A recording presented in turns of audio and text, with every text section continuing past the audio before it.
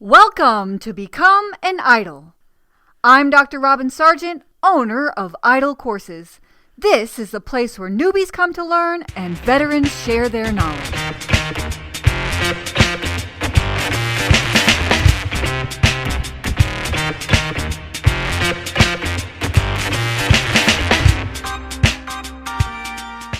I have here with me today Daphne Williams, and you may know her if you're a teacher. She is the teacher career coach. She also has the teacher career coach course. She has been obviously a teacher, an instructional designer, and now she is an educational consultant. And so, Daphne, will you please do a better introduction of yourself?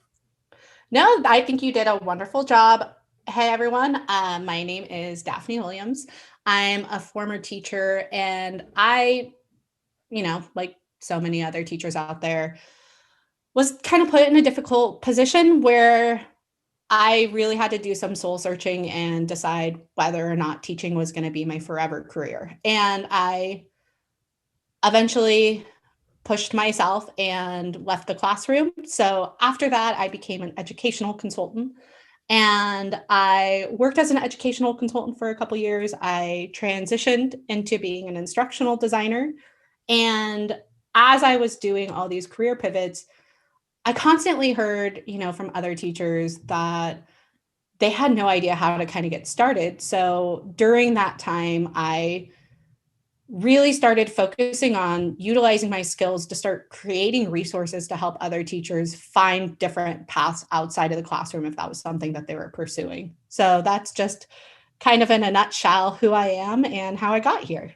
So, how long did it take you, Daphne, from the time that you decided that you wanted to transition out of teaching, and then you landed your first job, which was as the instructional designer? It was your first one, right? No, my very first one was educational consultant, but that process, and everybody's timeline is going to look different. That process really started in January of my last year teaching.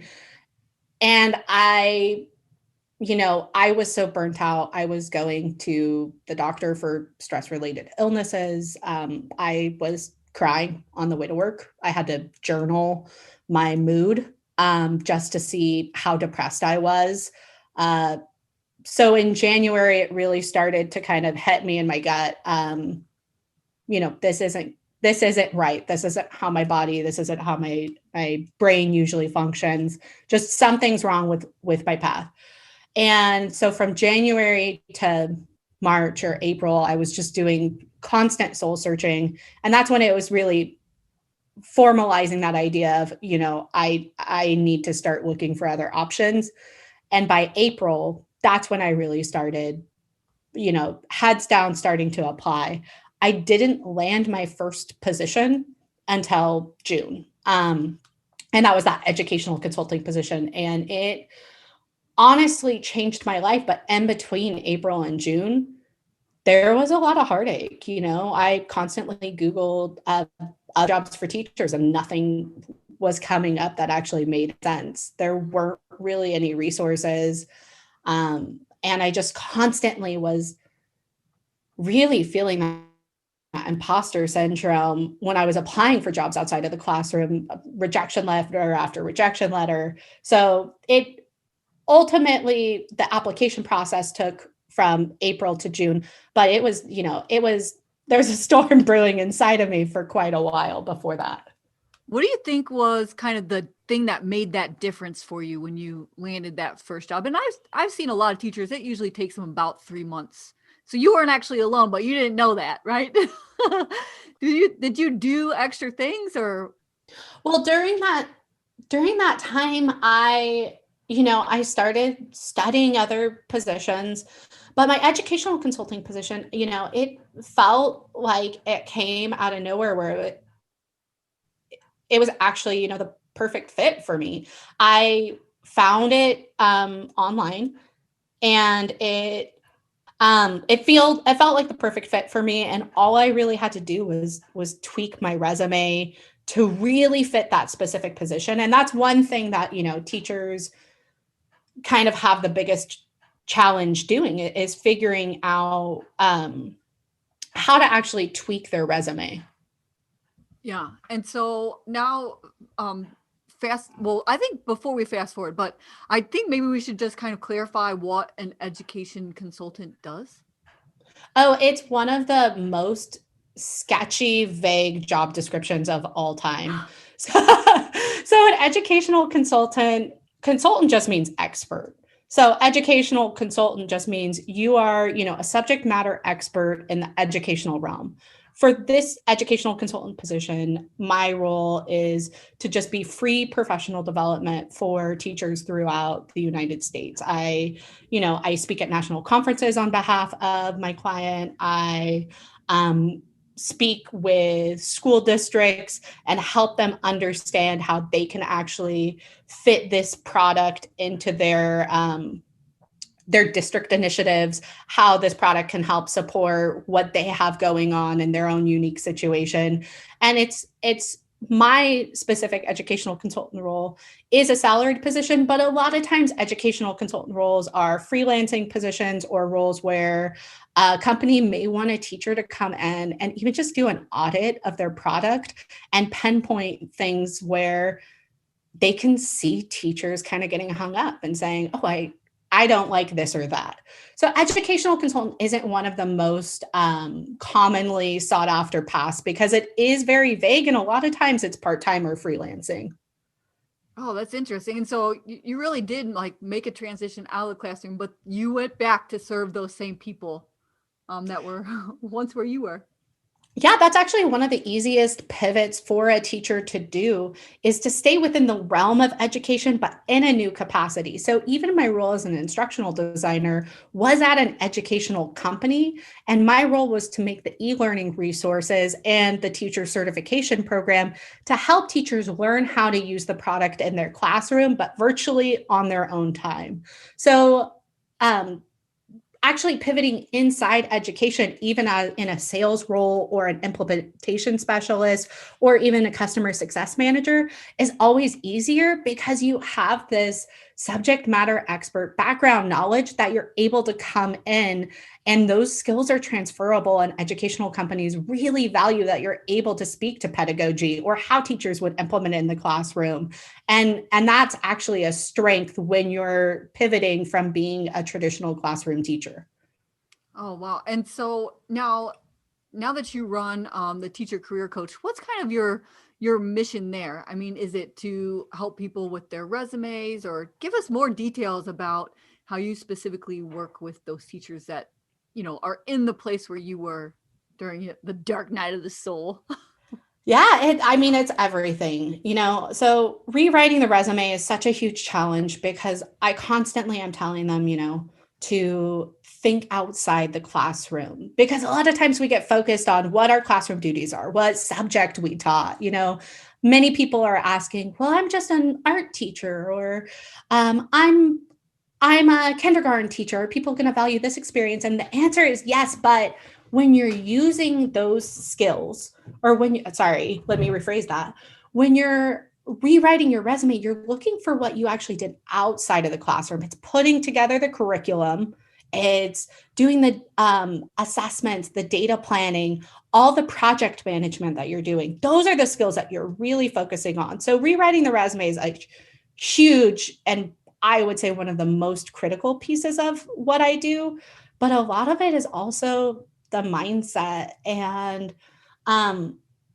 first, the most challenging thing has always been kind of reducing the stigma that's associated with teachers leaving the classroom, because there's a lot of teacher guilt that's associated with this.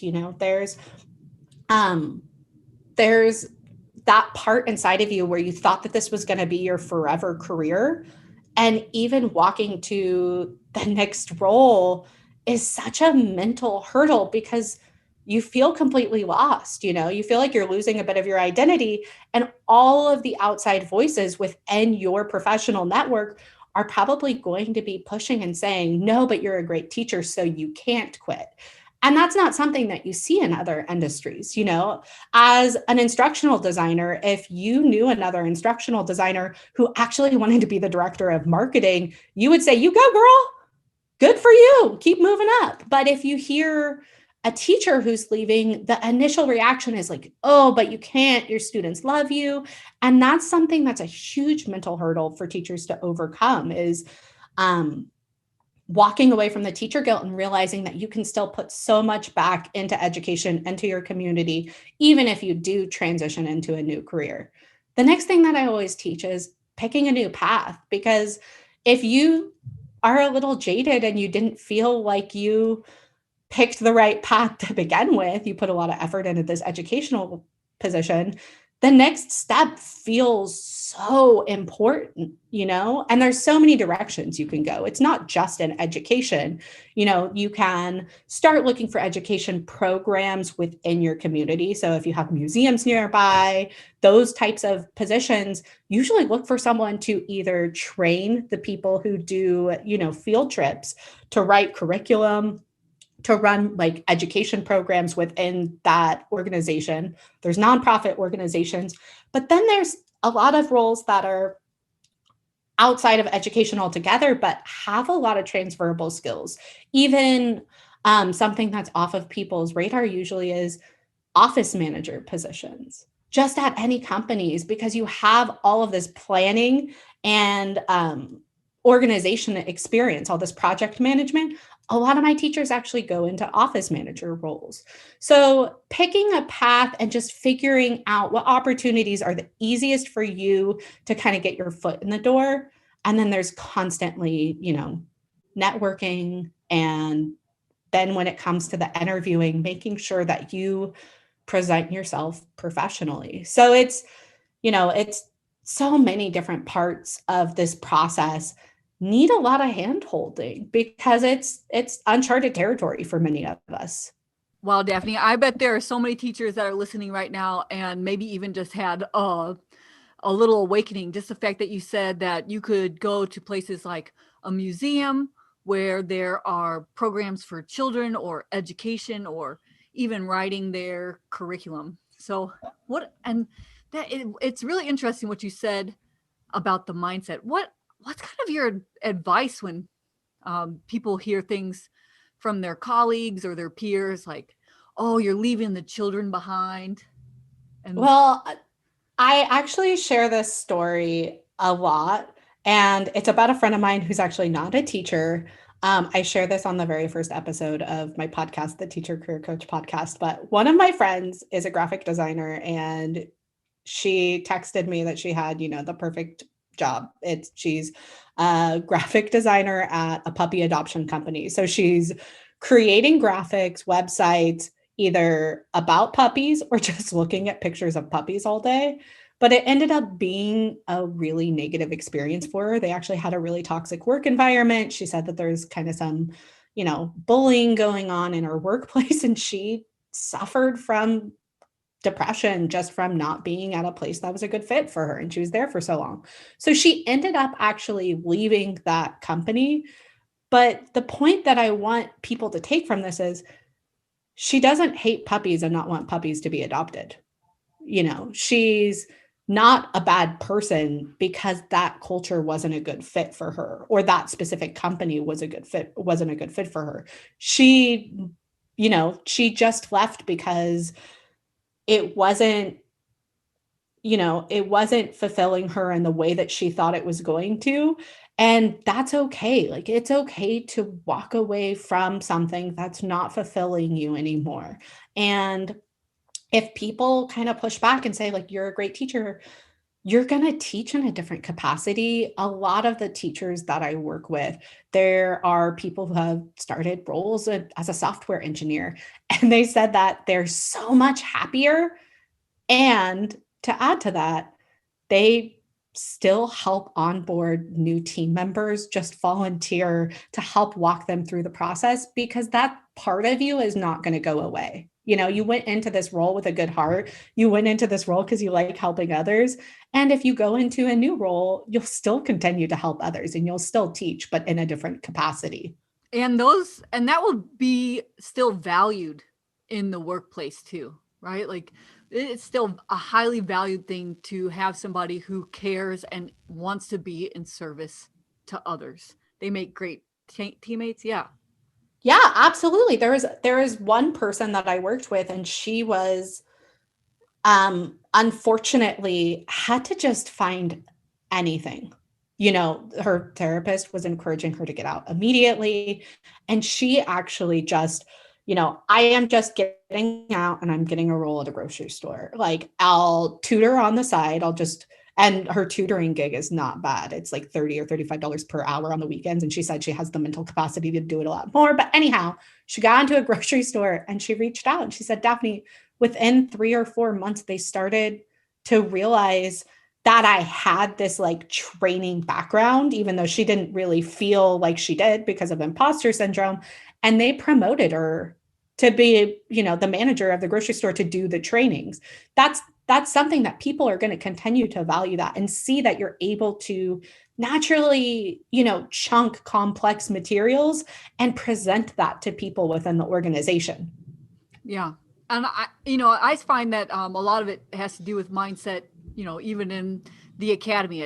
I think that you're right to point that out, that, even though we can talk about resumes and LinkedIn profiles and upping your new skills or whatever, but it all starts with mindset and taking like imperfect, messy action the whole way through. And I just really appreciate that you brought that up, because really you're not going to feel happy if you're not following your passion, your true purpose, and, as the alchemist calls it, your own personal legend.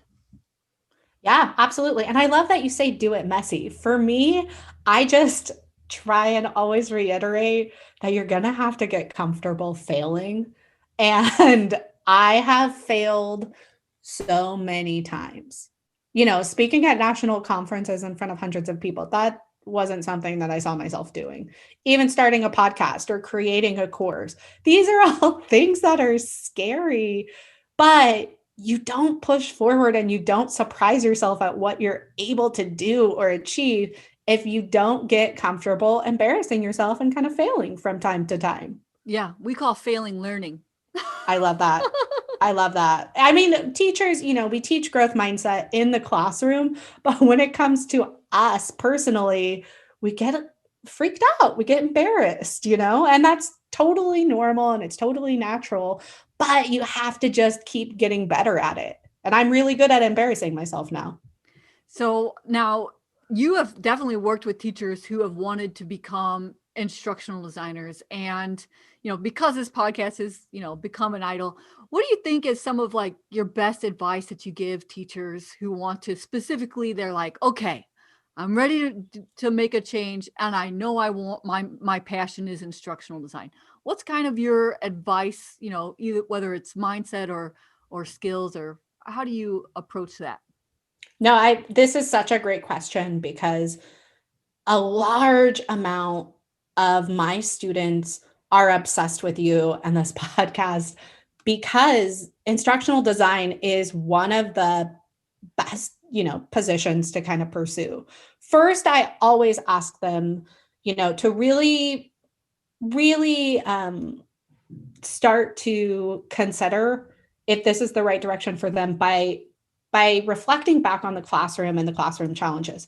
Were they the types of person or people that liked to learn new technology? They liked educational technology. They liked to create those lessons. And if they were someone that felt very frustrated and, always overwhelmed, then they might want to do baby steps into instructional design as like a long-term career path. But right now, if they're really burned out, maybe they want to pursue something else and then use a larger time frame to work in this direction. But there are so many people who said that was the part of virtual learning that I felt like I crushed it. I was really easy for me to pick up these new technology. And so those people, after they've identified that this is a path that they really want to pursue, I tell them, you already have the adult learning theory pretty much down and you don't realize it, but start to really quickly look up those adult learning theories to make sure you understand them and can speak to them confidently.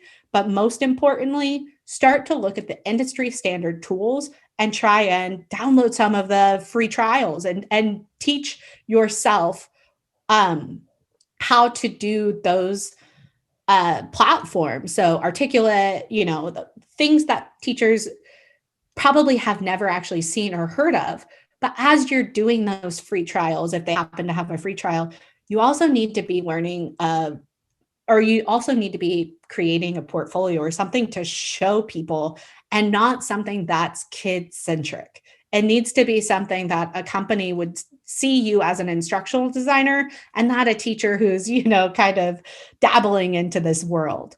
So all of those steps are there. You're able to kind of take each step and realize, I need to do this, I need to do this, I need to do this. And it seems daunting, but that's always why I kind of push people to listen to you and to follow you, because you are the one who can help them kind of simplify all those steps and walk them through so they're not wasting time during that process. Yeah. And, you're so right about the part where we make sure to remove things, even from their portfolio, that are kid centric or old lesson plans that you used in the classroom. And I don't know, Daphne, have you had any of your teachers encounter this? I know some of my students have, where even though their portfolios are looking, hot and fresh, they are, once the interviewer finds out that they were a teacher, they feel the energy kind of shift in that interview, and they feel kind of that there is a little bit of a bias. And it's not every interview, but they have experience where there is a bias against their background. Have you had any teachers say this to you? Yeah, absolutely. I mean, that's one of the entire modules in my course is built on helping them challenge any sort of bias. Mhm. Because ultimately, when you're going into the interview, what's happening is they really want you to be the right fit. But especially right now, all you have to do is get on LinkedIn and you can see this is the role that many teachers are pursuing, but they're pursuing it kind of like they're trying it out, but not that they've taught themselves all the skills necessary or that they're even confident that this is the right role for them. There's a difference between changing your LinkedIn header to be a role or actually studying and really being focused on this is the role. And that's what you have to be able to actually prove to an interviewer or a hiring manager is, I am 100% confident that this is the right choice for me. And not just because I know that they hire teachers, but because look at all the work I've done. Look at all the different ways that I've pursued this role. This is all the background information I have about this role. And I am confident because X, Y, and Z. I know I'm the perfect person for this role because of this. And I always kind of talk about it like, consider you just, went through a really bad divorce and you're going on your very first date and the person knows that you just went through a divorce. They are going to be kind of looking for red flags, and it's very important that you go in confident and you don't give them the red flags that you're not sure if you are even committed to this role or that role. You need to go in and show them, I am confident and this is why. Yeah, man, that analogy right there definitely could applies to so much of interviewing, right? Like, you definitely don't want to show any hangups on your on your ex-husband, or say anything bad even Yeah. about your And former that's role. Yeah.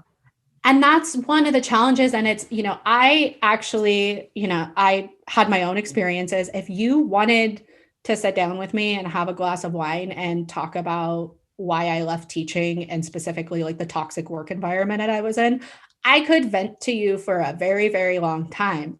But that is the attitude you need to try and hide from the rest of the world. You can't have it on social media. You can't, if you're networking, you can't tell them how much drama the last experience was because you're just raising a lot of red flags that you might not be a good fit for the culture. And so, what I did when I was creating all my materials in my course, I actually worked with an HR expert and a career coach who I I consult with her and make sure she can help me because she has 10 plus years in recruiting and 10 plus years as a hiring manager. Like she's worked in all these roles as a professional resume writer, and she can help me, translate all of those really common questions like, why are you leaving teaching, into the accurate, HR friendly answers that don't raise red flags, but don't feel like you're lying. Yeah. So I know that you have just really poured in a lot of value to this episode, Daphne, and I really appreciate you being here. So just to kind of wrap it up, what's kind of, your best advice for those teachers making the transition? I whether it's instructional design or not, I just know that there are so many teachers that listen to this podcast and really value what you have to say. So if there's any like last tips or, how can you translate that for the interview or whatever it is, what is it? Yeah. And this is actually not going to be tangible resume writing advice or picking a new path advice. I think that the best thing that I want everybody to take away from this conversation is you mentally right now are probably going to struggle. You are going to send out a resume and it might be a not so great resume or it might be a perfect resume, but you're going to face some rejection during this process. But that doesn't mean that you're not on the right path. You need to just keep pushing forward, reflect on what you can change. And a lot of this process is going to be kind of yucky and unfair. Some hiring manager may interview you and you crush it, but there's an internal reference bonus, and somebody in marketing, their cousin applied, so they get a $2,000 bonus if their cousin ends up getting it. And so they really hardcore push for him to get the job. And that's just kind of the nature of the game. And it sucks. It's part of the process, and you're gonna have ups and downs during this entire process. But just know that if this is something that you're dedicated towards and you just keep reflecting on what you can do, you just keep focusing on improving week after week and building towards this goal, it's gonna happen for you. And everybody's timeline is going to be different, but the thing that I tell everybody is it only takes one single yes to change your life and to start moving in this path. So whether it's 100 no's or 10 no's, you're going to hear them and it's going to make you start to feel bad, but that's outside of your control. And the only thing you can control is just keep working towards it. Ooh, that's so good. All you need is one yes. That's it. Just one single yes. That's beautiful. Daphne, thank you so much for your time. Thank you for coming on the Become an Idol podcast. I appreciate you and I heart you so hard. Yeah, thank you so much. I am so happy to be here. I'm a big fan girl of yours, and anytime I get to talk to you is a really good time for me. So I appreciate it. And I look forward to coming back someday again, hopefully. Yeah. And I'll drop links in the show notes for how they can find you, how they can find your course, where they can follow you on Instagram, but it's at Teacher Career Coach, right? Yep. Okay. Beautiful. Thanks again, Daphne. Thank you so much. Thank you so much for listening. You can find the show notes for this episode at idolcourses.com. If you like this podcast and you want to become an instructional designer and online learning developer, join me in the Idol Courses Academy, where you'll learn to build all the assets you need to land your first instructional design job, early access to this podcast, tutorials for how to use the e-learning authoring tools, templates for everything course building, and paid instructional design experience opportunities. Go to idolcourses.com/academy and enroll or get on the wait list. Now get out there and build transcendent courses.